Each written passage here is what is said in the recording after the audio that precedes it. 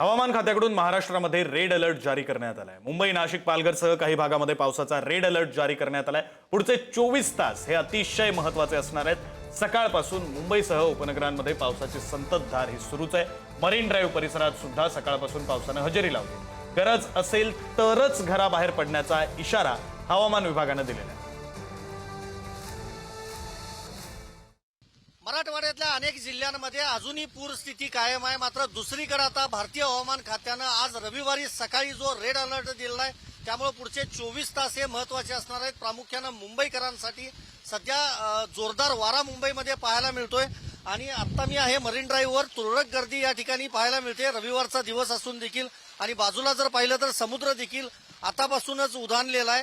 प्रामुख्यानं मुंबईसह ठाणे, पालघर, पुणे, अहिल्यानगर, नाशिक या जिल्ह्यांना रेड अलर्ट देण्यात आलेला आहे। त्याचबरोबर गुजरातमधल्या काही जिल्ह्यात धुक्याप्रमाणे हे चित्र दिसतंय, कारण मुसळधार पाऊस पुढच्या 24 तासांमध्ये होऊ शकतो असं भारतीय हवामान खात्यानं सांगितलंय।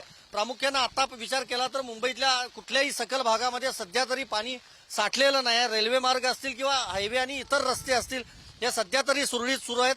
त्याचबरोबर रविवार असल्यामुळे गर्दी देखील नागरिकांची, प्रवाशांची तुरळक पाहायला मिळते। मात्र महत्वाचं हेच आहे की जोरदार वाऱ्यासह मुसळधार पाऊस पुढच्या 24 तासांमध्ये पडू शकतो। त्यामुळे घाटमाता असेल आणि रेड अलर्ट ज्या ज्या भागात दिलाय त्या भागातल्या नागरिकांनी गरज असेल तरच घराबाहेर पडावं असं आवाहन मुंबई महापालिकेनं केलं आहे। त्याचबरोबर भारतीय हवामान खात्यानं देखील केलं आहे। त्यामुळं एकीकडे मराठवाड्यातला शेतकरी संकटात असताना जाता मुंबईकर आणि इतर घाटमाथ्यावरची जी शहरं किंवा जे जिल्हे आहेत तिथं देखील पुढच्या 24 तासामध्ये मुसळधार पाऊस होणार आहे। त्यामुळं घराबाहेर तुम्ही पडू नका, हेच पुढारी न्यूजचं देखील आवाहन असेल। व्हिडिओ जर्नलिस्ट स्नेहल चव्हाणसह मी संदीप राजगोळकर, पुढारी न्यूज, मुंबई।